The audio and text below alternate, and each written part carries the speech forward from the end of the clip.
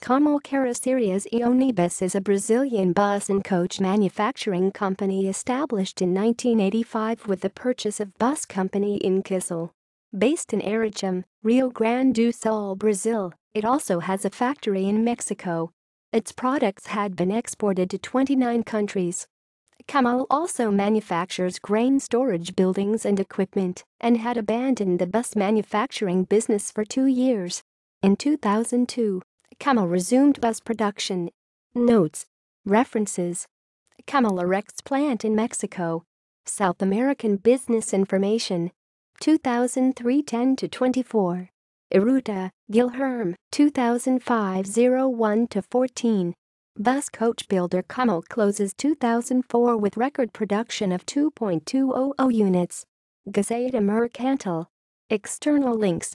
Official website.